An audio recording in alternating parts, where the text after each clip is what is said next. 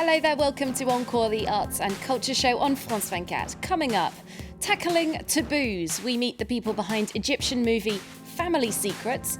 It's the country's first ever film to feature a gay lead character. Wall-to-wall art in Paris. Carpets, rugs and tapestries are looming large at an exhibition dedicated to all things woven. We'll take you on a guided tour. And paper pirouettes, pliés and port de bras. French artist JR has been pasting his vision of dance all over the New York City Ballet Company.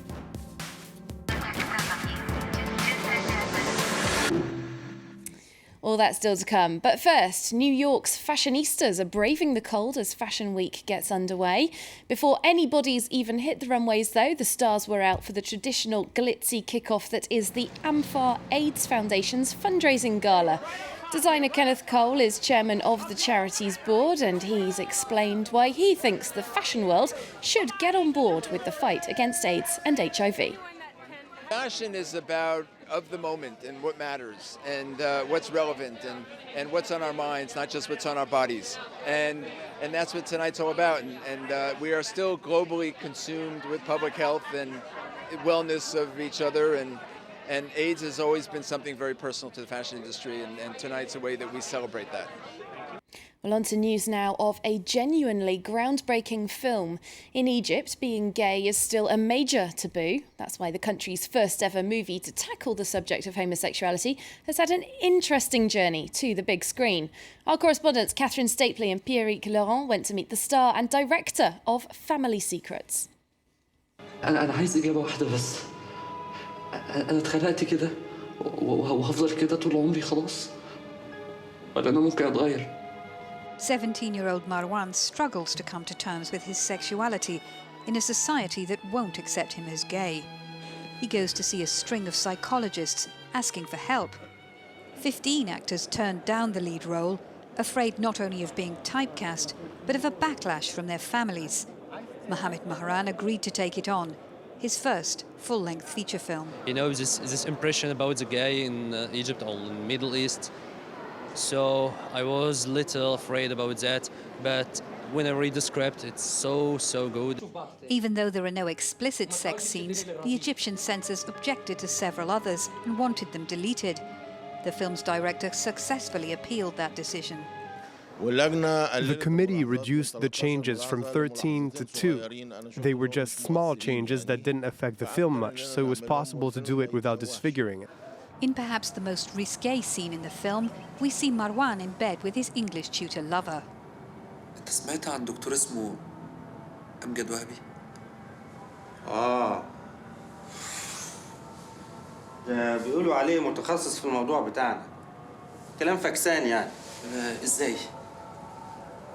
ما اعرفش بالظبط ازاي. كان في حد كنت اعرفه من فترة. كان راح عنده.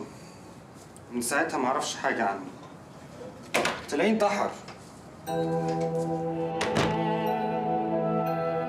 It's a very heavy and difficult movie to comprehend. It's the first time I've seen this idea being presented like that. The film was amazing, very real and very true to life, very respectful and scientific. I was crying all the way through the film. It affected me so much. Gay activists say it portrays being gay as a disease, while others argue it promotes homosexuality. The writer was inspired by true events. He says it's a human story aimed at opening debate. I think we're not going to be a healthy society if we stop denying the existence of the problems or the existence of things we reject. And I hope that after Family Secrets we see other movies that breach other taboos as well and change our way of thinking. The controversy looks set to continue, with the film now being shown in more than 20 cinemas across Egypt. Well, here in Paris, a French filmmaker is hoping to force cinemagoers to take notice of some of the city's forgotten residents. It's estimated 6,000 homeless people. The title, Au bord du monde, translates as On the Edge of the World, which is how many of those featured in the film say they feel about their lives. Claire Williams reports. At night, in midwinter, the streets of Paris appear deserted. But tucked beneath well-known monuments, on the Champs-Élysées Avenue, In tunnels and quiet streets, the homeless settle in for the night, with the city of light as their backdrop. Tu sais, à la fin, c'est devenu un train de vie, quoi. C'est que tu sais même plus si c'est dur ou facile. Ça fait 7 ans maintenant, finalement, que je passe l'hiver dehors. Moi, je pensais qu'on n'y survivait pas. Je me suis surprise en me réveillant. Over the course of a year, director Klaus Drexel met with Paris's homeless population. It was a lot easier than I'd thought. At first I thought many would refuse to take part. In the end it was amazing the number of people who said, "You don't realise how long no one has listened to me." I think it was touching for them to be listened to over a long period of time. The film offers a rare glimpse into their lives. For some, being homeless amounts to being invisible. J'ai vu 2 hommes de forte corpulence en costume cravate qui passaient. Et il y en a un qui disait à l'autre, je leur donne rien parce qu'ils ne servent plus à rien. Je ne sais pas, moi, comment lancer un appel au secours. Je ne sais pas faire. It's a film that conceals little of the harsh realities of living on the streets. The director hopes those who head to the cinema to watch Au Bord du Monde will leave with more respect and compassion for homeless people. Well, let's stay in Paris now and take you to an art exhibition that's unravelling received ideas about tapestries and carpets. It's on at the city's Modern Art Museum. The team and I have been along to explore.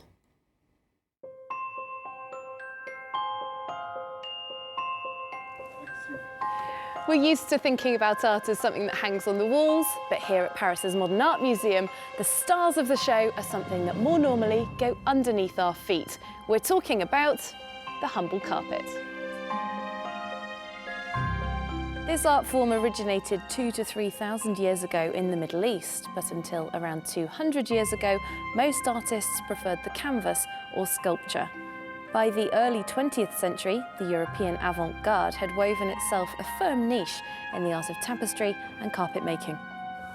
Louise Bourgeois, Francis Bacon, Victor Vasarely, Le Corbusier, and Pablo Picasso. Hi there, Andra Sen, curator of this exhibition. Very nice to meet you. Now, tell us, a lot of people don't tend to think of carpets as being art. How does this exhibition counter that idea? In a lot of visitors' mind, carpets and tapestries are not art per se, but more a minor object because of its decorativeness, its functionality also. But I think it's because of those characters that some artists were throughout the 20th century interested in exploring them and making some. Visual references to the traditions and styles of Persia, North Africa and Latin America are highlighted here.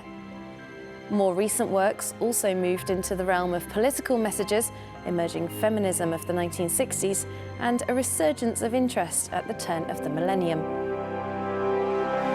Now, this piece by the Californian artist Pei White is very interesting, made with the help of digital technology. We do tend to think of weaving as being such an established technique, don't we? But clearly it's still evolving. You're right. Actually, this piece is based on a digital image, a photography taken by Pei White of this smoke effect.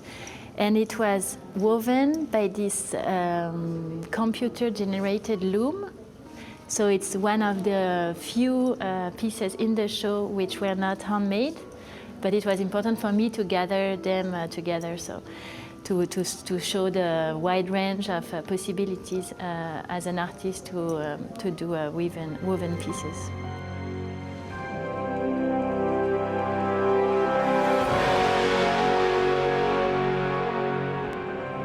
The past 5 decades have also brought an increasing number of woven sculptures, some on a monumental scale.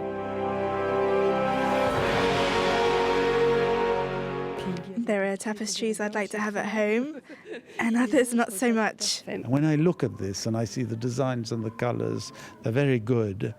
And then I get closer and closer, and it gets more and more subtle, and to a point of complexity, which is remarkable. And you're there and you wonder, how on earth did they do this? It's very surprising. I didn't think I was going to enjoy it so much because tapestry is not a technique I'm very interested in or that moves me much. But right now, I'm really dazzled.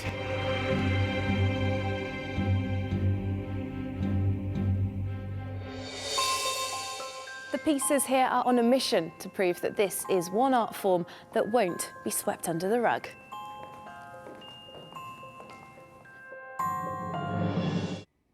Well, let's go from weaving carpets to cutting some rug. We're going to round off our show with some monumental art at the New York City Ballet.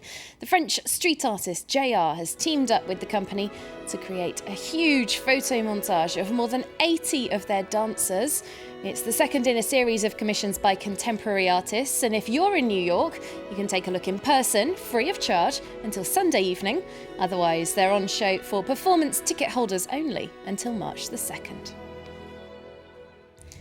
That is it, though, for today's Encore. Until next time, you can keep up with all of our news on our social networks and with me at A Cat in Paris. See you soon. Bye for now. I didn't came in the shooting knowing I would do clouds. It came because of the paper and the fact that the dancers were completely distant from their ego. It doesn't matter if you don't see me, no matter if I'm upside down. The skills of dance help the artworks become such another piece. It will definitely change the whole shape of the New York City Ballet for that time.